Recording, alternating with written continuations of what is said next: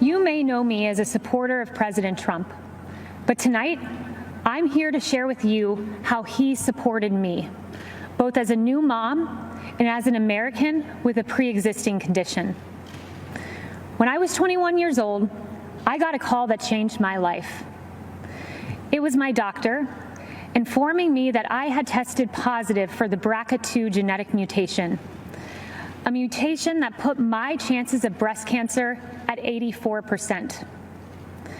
It was the same mutation that my mom had, compelling her to get a preventative double mastectomy, removing her breast tissue, but protecting her from a disease that has taken far too many of our mothers, our sisters, our friends. In my family, 8 women alone were diagnosed with breast cancer, several in their young 20s. I now faced the same prospect. For nearly a decade, I was routinely at Moffitt Cancer Center, getting MRIs, ultrasounds, and necessary surveillance. During these visits, I crossed paths with brave women battling cancer and fighting through chemotherapy.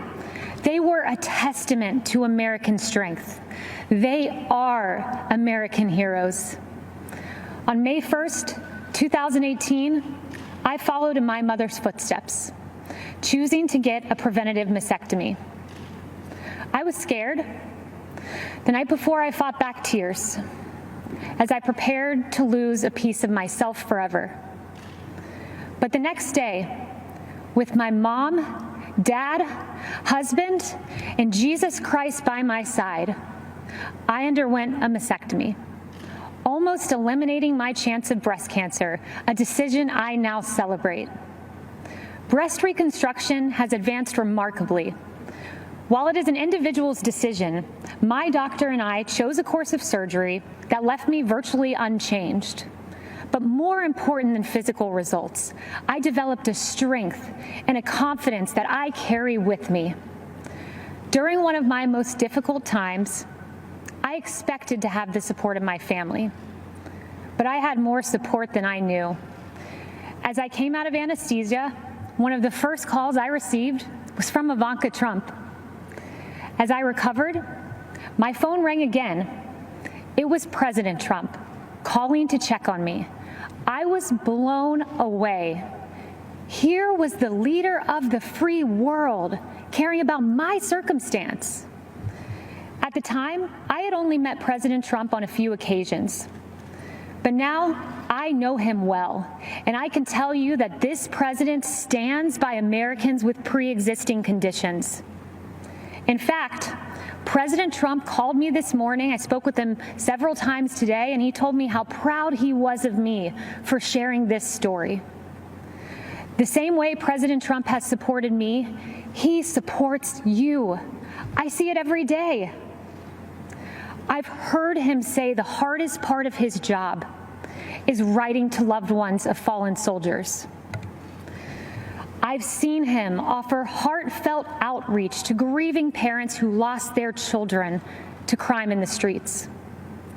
And I've watched him fight for Americans who lost their jobs. President Trump fights for the American people because he cares about stories like these. I have a 9-month-old daughter. She's a beautiful, sweet little girl. And I choose to work for this president for her. When I look into my baby's eyes, I see a new life, a miracle for which I have a solemn responsibility to protect. That means protecting America's future, a future President Trump will fight for, where our neighborhoods are protected, where life is sacred, where God is cherished, not taken out of our schools, removed from our pledge, and erased from our history. I want my daughter to grow up in President Donald J. Trump's America. Choosing to have a preventative mastectomy was the hardest decision I ever had to make.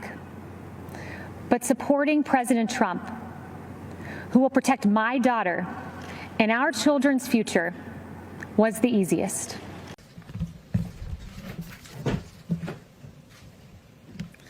Hello, everyone. Where is Nancy Pelosi?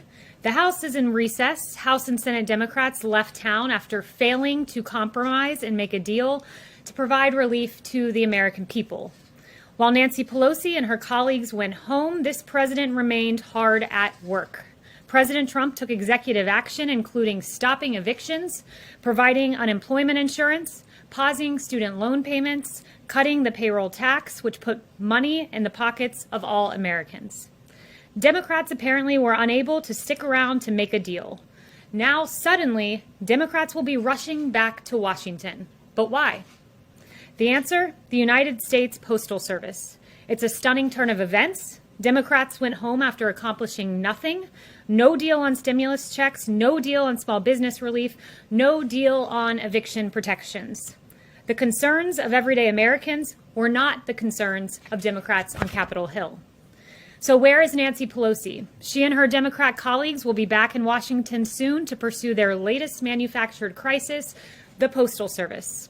Democrats denied a $10 billion offer for the U.S. Postal Service by this president before they went on recess. But now they're back to pursue the latest Democrat manufactured crisis. It's sad, but it's clear where Democrats' priorities stand. And with that, I'll take questions. John. Kayleigh, looking ahead to potential action at the United Nations, will the president dispatch the Secretary of State to go to the UN to invoke the snapback clause on sanctions? Yeah, so I have no announcements and I won't get ahead of the president, but what I will say is the president has said that he will be willing to invoke the snapback option soon, and I'll leave that to him.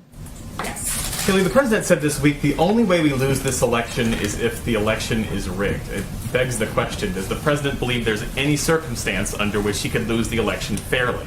The president believes he's done a great job for the American people, and he believes that will show in November. He believes that voter fraud is real, in line with what we see all across the country, particularly with mail-in ballots, which are prone to fraud.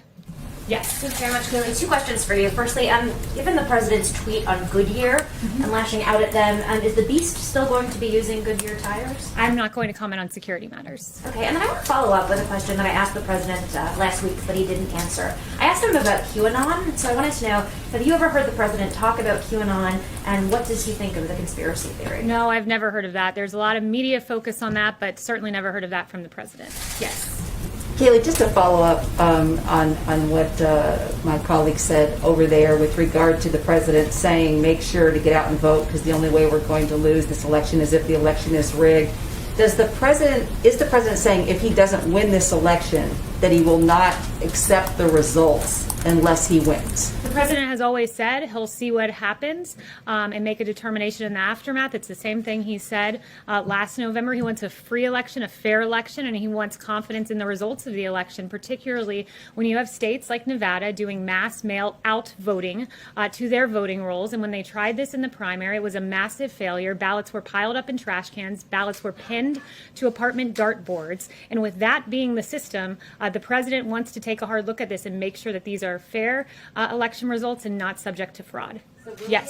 Can you tell us if the White House has reached out to Pelosi or the Democrats to talk over the next couple of days about stimulus? Yeah, so I have no updates on the personal conversations that we've been having, but what I'll say is this, is I know the Speaker is interested in potentially a skinny bill with post office funding, but what we want here at the White House is we're certainly open to post office funding. We did, after all, offer that $10 billion that was turned down, so we're open to that, but what we want to see in there is relief for the American people who are hurt through no fault of their own. For unemployed Americans, we want to see enhanced unemployment insurance. PPP, we want to see small businesses get taken care of. That money goes directly to payroll, so to pay workers and thus keep jobs. And we're interested in seeing stimulus checks go out to the American people as well. On the post office, are you able to share if if the White House is open to the $25 billion that the Democrats are proposing, or is $10 billion the cap? No, we don't have a cap. We're certainly open to looking at the $25 billion, but we want included in there relief for the American people that thus far Speaker Pelosi has been entirely uninterested in, as this president has taken unilateral action to protect Americans subject to eviction, to protect Americans who are unemployed, to protect Americans via a tax cut through payroll deferral. So this president's taken action. Still, we're waiting on a reckless Speaker Pelosi to get back and do her job. That speech is allowed, but Blue Lives Matter is not allowed. And I will stand at this podium and say Blue Lives Matter is an equity issue, and Goodyear needs to come out and acknowledge that. Today, the president encouraged Americans not to buy Goodyear tires, suggesting that they had a ban on MAGA hats, but it appears that their policy is just a ban on political speech. It's pretty common for most companies. So why is the president retaliating against a private company for their dress code and potentially jeopardizing American jobs? So Goodyear needs to come out and clarify their policy. There was an image. They failed to clear. Yes, I did see their statements, which still failed to clarify their policy. What happened is there was an image that was put out that showed that certain speech was acceptable, Black Lives Matter insignia, for instance, but what was not allowed was Blue Lives Matter. What was not allowed was MAGA hats. What was clearly targeted was a certain ideology. They have not denied that that image was presented at one of their facilities, and they need to come out. Racial equality, racial justice, that is okay, but not political speech. That's pretty standard across the board right now. That's not that unusual. Did the president even reach out to Goodyear before he tweeted? They came out and said equity issues. As far as I'm concerned, Blue Lives Matter is an equity issue. There have been police officers across this country that have been targeted because they wear the badge. Look no further than Dallas, where 5 police officers died. So Black Lives Matter, an organization whose in their D.C. branch said Black Lives Matter means defund the police. One of their presidents in New York said we will burn down the system. We all remember in 2015 the yelling of pigs in a blanket, fry 'em like bacon at a Black Lives Matter rally. That speech is allowed, but Blue Lives Matter is not allowed. And I will stand at this podium and say Blue Lives Matter is an equity issue, and Goodyear needs to come out and acknowledge that. Yes. Well, so let me just address that. The reason he called for the boycott was over MAGA. MAGA is pretty much unanimous with Blue Lives Matter these days, if you've seen the endorsements. Yes. Back to Goodyear for a second. Set the issue of the beast aside. When the president says don't buy Goodyear tires, get better tires for far less, is he imploring that to his supporters, or is that the official policy of the U.S. federal government that the president is directing, saying do not buy Goodyear tires going forward? The president was talking to his supporters when he tweeted that in particular. And look, this president will never apologize for standing with law enforcement. He won't. He thinks it's unacceptable. If you can wear a Black Lives Matter hat, guess what? You should be able to wear a Blue Lives Matter one too, particularly when our police officers are targeted like they were in Dallas, particularly when David Dorn lost his life amid these riots. He will always stand against our police officers and Blue Lives Matter for some reason not being an equity issue, as Goodyear appears to maintain. So for all the fleets out there that have Goodyear tires on them that inevitably need to be replaced, that is fine. Go ahead and purchase. I haven't spoken to him about that in particular. You can ask him later in the 5 p.m. hour. Yes, good night. Thank you, Kaylee. As the White House continues to spearhead its vision and its victories for Middle East peace, what commitments does the White House hope to establish with the visit of the Prime Minister from Iraq tomorrow? Yeah, so that visit, we're very much looking forward to that tomorrow.